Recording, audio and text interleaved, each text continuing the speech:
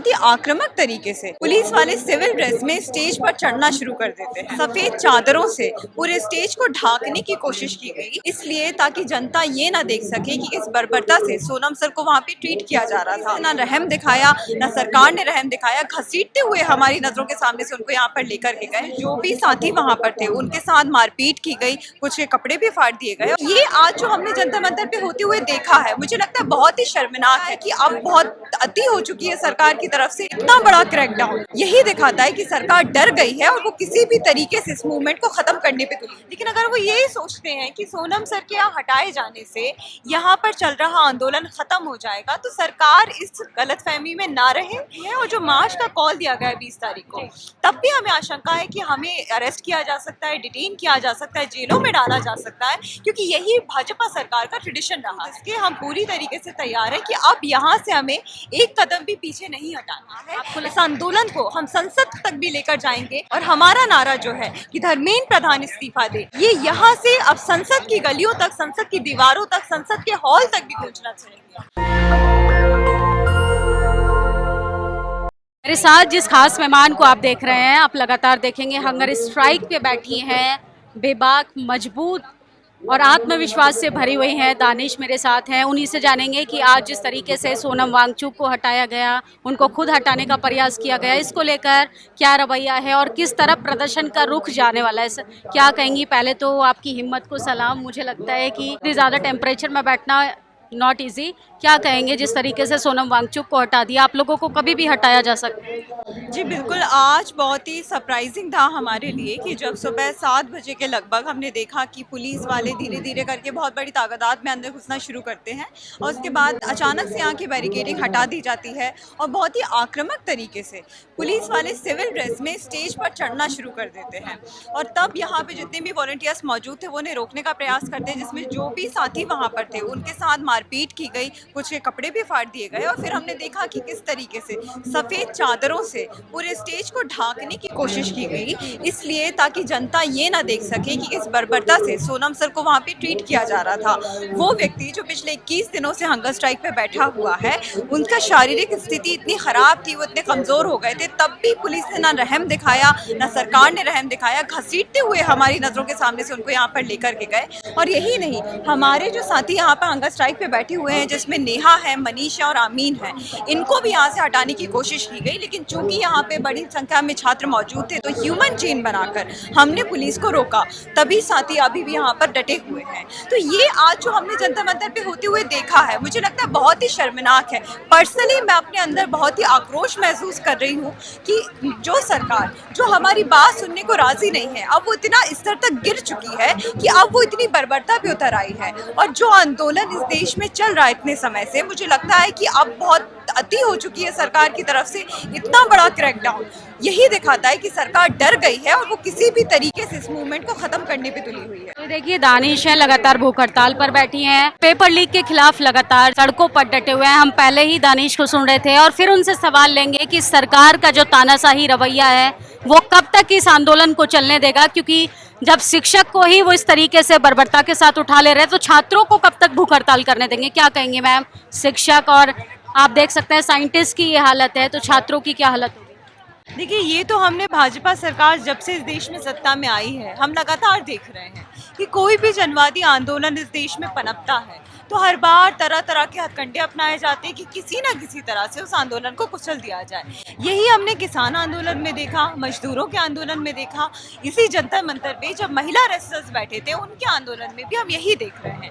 और लगातार जंतर मंतर पे भी जब से हम मौजूद हैं, वही धर्मेंद्र प्रधान जिसके पास वक्त नहीं है उन परिजनों से बात करने का जिनके बच्चों ने अपनी जानें दी, वो नेशनल मीडिया पे जाके बोलते हैं कि यहाँ जो लोग मौजूद हैं वो दहशतगर्दों की बी टीम है। तो ये तमाम बयानबाजी और पुलिस दमन के जरिए आंदोलनों को ख़त्म करने की कोशिश की जाती है। और आज जिस तरीके का क्रैकडाउन सोनम सर पे हुआ, वो हमें अगेन यही दिखा रहा है कि जो भाजपा सरकार है वो न सिर्फ एक इनसेंसिटिव सरकार है, इनअकाउंटेबल और इनट्रांसपेरेंट सरकार है, बल्कि एक ऐसी सरकार भी है जो बर्बरता पे उतारू हो चुकी है, जो किसी न किसी तरह से बस छात्रों के आंदोलन को कुचलने की तैयारी में लगी हुई है। और आने वाले वाले दिनों में भी हम पूरी तरह से आशंका में हैं कि आज जिस तरीके से सोनम सर को यहाँ उठाया गया, हमारे साथियों को उठाने का प्रयास किया गया, तो आने वाले दिनों में भी बहुत चांसेस हैं कि वापस से पुलिस के दमन के जरिए हमारे साथियों को यहाँ से हटाने की कोशिश की जाए, फोर्सफुली उनका हंगर स्ट्राइक करवाने की कोशिश भी हो सकती है। और जो मार्च का कॉल दिया गया है 20 तारीख को, तब भी हमें आशंका है कि हमें अरेस्ट किया जा सकता है, डिटेन किया जा सकता है, जेलों में डाला जा सकता है, क्योंकि यही भाजपा सरकार का ट्रेडिशन रहा है। लेकिन बावजूद इसके हम पूरी तरीके से तैयार हैं कि अब यहाँ से हमें एक कदम भी पीछे नहीं हटाना है। आपको लगता है कि जिस तरीके से आज जो रवैया अपनाया गया, 20 तारीख को आपको मार्च करने देंगे? देखिए, आज बहुत ही अनएक्सपेक्टेड था जो रवैया अपनाया गया, और इसके बाद हमें लग रहा है कि मुश्किल तो होने वाला है। जो सरकार डरी हुई है, जो नहीं चाहती कि इस आंदोलन की बात देश भर में हो, इस आंदोलन को और मजबूती मिले, इसलिए उन्होंने आज सोनम सर को यहाँ से उठा लिया। लेकिन अगर वो यही सोचते हैं कि सोनम सर के यहाँ हटाए जाने से यहाँ पर चल रहा आंदोलन ख़त्म हो जाएगा, तो सरकार इस गलतफहमी में ना रहे। यहाँ पर भारी संख्या में हिंदुस्तान के अलग अलग हिस्सों से, अलग अलग शहरों से आए हुए छात्र, नौजवान मौजूद हैं, और वो मिलकर ये सुनिश्चित करेंगे कि आंदोलन चलता रहे। हमारी यही उम्मीद है कि सोनम सर को भी जल्द से जल्द रिहा किया जाए, ताकि वो हमें ज्वाइन कर सके। और आने वाली 20 तारीख को जो मार्च का कॉल है, हम सब अभी सिर्फ उसे सफल बनाने के लिए प्रयासरत हैं। हम चाहते हैं कि ज़्यादा से ज़्यादा लोग उसमें जुड़ें, ज़्यादा से ज़्यादा मोबिलाइजेशन हो, क्योंकि ये सरकार का दमन, पुलिस का दमन चलता रहेगा। लेकिन अगर हम ज़्यादा संख्या में वहाँ पे मौजूद होंगे, तभी हम ये सुनिश्चित कर पाएंगे कि पुलिस दमन के बावजूद ये मार्च यहाँ से जंतर मंतर से संसद पर जाके पहुँच सके। ऐसे वर्तमान समय में बात करें या जो इतिहास रहा महिलाओं की शिक्षा को लेके, पढ़ना ही, घर से निकलना ही बहुत मुश्किल है, और आप ऐसे में देश की राजधानी में भूख हड़ताल पर बैठी हैं, क्या कहेंगे? देखिए, बिल्कुल सही बात आपने बोली। इस देश में महिलाओं के खास तौर पे शिक्षा का स्तर अगर आप देखेंगे तो बहुत कम महिलाएं हैं जो विश्वविद्यालयों तक पहुंच पाती हैं। मैं पीएचडी कर रही हूं, नेहा जो हमारी साथी भूख हड़ताल पे हैं वो पीएचडी कर रही हैं। तो पीएचडी का सपना बहुत कम महिलाएं इस देश में देख पाती हैं। और तमाम तरह से राजनीति को लेके जो एक नेगेटिव नैरेटिव बनाया जाता है कि जो छात्र राजनीति करते हैं वो पढ़ाई लिखाई नहीं करते, ये तमाम चीज़ों के जरिए छात्र राजनीति का गला घोटने की कोशिश की जाती है। लेकिन हम भगत सिंह में मानने वाले लोग हैं। हम ये मानते हैं कि हमें जो शिक्षा हम अर्जित कर रहे हैं, सबसे बड़ा जो जिम्मेदारी हमारा है शिक्षित होकर, वो ये है कि समाज को हम कुछ दे पाएँ, सामाजिक सवालों पर हम बात करें, हम उन मुद्दों को उठाएं जो हमें अफेक्ट करते हैं, जो बाकियों को अफेक्ट करते हैं। और महिलाओं के लिए खासतौर पे राजनीति कर पाना इसलिए भी मुश्किल हो जाता है क्योंकि आप देखिए कि सोशल मीडिया के ज़माने में किस तरीके से ट्रोलिंग होती है। ऑनलाइन ट्रोलिंग आप देखिए कि बहुत सारे लोग किस तरह से भद्दे कमेंट करते हैं, भद्दी गालियाँ देते हैं, रेप थ्रेट्स मिलते हैं, डेथ थ्रेट्स मिलते हैं। और परिवार की तरफ से भी हमेशा एक असहजता होती है क्योंकि वो जानते हैं कि जिस ज़माने में आप जी रहे हैं, महिला होकर बोल सकना, सवाल पूछ लेना, समाज को पछता नहीं है ये देखना कि कोई महिला बहुत बोल्ड है, कॉन्फिडेंट है, अपनी बात कह पा रही है। तो मुश्किल बहुत ज़्यादा है, लेकिन हम ये मानते हैं कि संघर्ष करना बहुत ज़रूरी है। आज बतौर महिला, बतौर छात्र, जितने भी राइट हमारे पास मौजूद हैं, जो शिक्षा का एक्सेस हमारे पास मौजूद है, कुछ महिलाएं थी, सावित्री जैसी, फातिमा जैसी, जिन्होंने उस समय संघर्ष किया, जिनकी बदौलत आज हम यहाँ खड़े हैं। और जब आज हम यहाँ खड़े हैं तो हमारी जिम्मेदारी है कि आने वाले दौर की महिलाएं और मजबूती से राजनीति में आ सके, पढ़ाई में आ सके, विश्वविद्यालय में आ सके। ये परिवार का क्या रवैया है, क्योंकि हर माँ बाप को अपने बच्चे को भूखा देख के बहुत तकलीफ होती है, तो क्या कहेंगे, आपके पेरेंट्स का क्या रवैया? देखिए, पेरेंट्स की तरफ से तो हमेशा मना ही किया जा रहा था कि आप ऐसा कोई कदम मत उठाइए, भूखे मत रहिए। और बार बार उनकी तरफ से जब मैं हंगर स्ट्राइक पे थी तो यही बोला जा रहा था कि आप उसे तोड़ दीजिए। और उसके बाद जब मेरी सेहत ख़राब हुई और उसके विजुअल्स जैसे घर वालों ने देखे तो ऑफकोर्स काफ़ी डर गए थे। दोस्तों का मैसेज आ रहा था, रिश्तेदारों का मैसेज आ रहा था, तो एक कंसर्न था।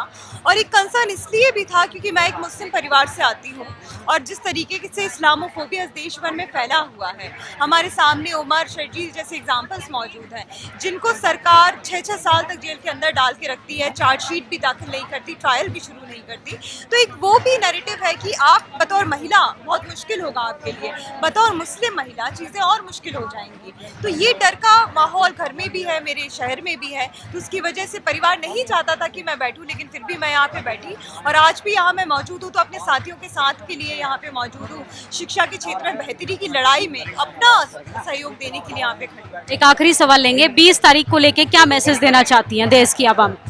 20 तारीख को लेके मैं यही मैसेज देना चाहती हूँ कि जंतर मंतर पे पिछले कई दिनों से एक बड़ा आंदोलन चल रहा है, जिसमें देश भर से लोग यहाँ पर मौजूद हैं, इकट्ठा हो रहे हैं, साथ मिलकर लड़ रहे हैं। मेरे 3 साथी नेहा, मनी, शामीन और सोनम सर भी यहाँ पर 21 दिन से हंगर स्ट्राइक पर मौजूद हैं। तो जितने भी लोग हमें देख रहे हैं, मैं यही अपील करूंगी कि ये लोग अपनी पर्सनल लड़ाई लड़ने के लिए यहाँ नहीं हंगर स्ट्राइक पे हैं।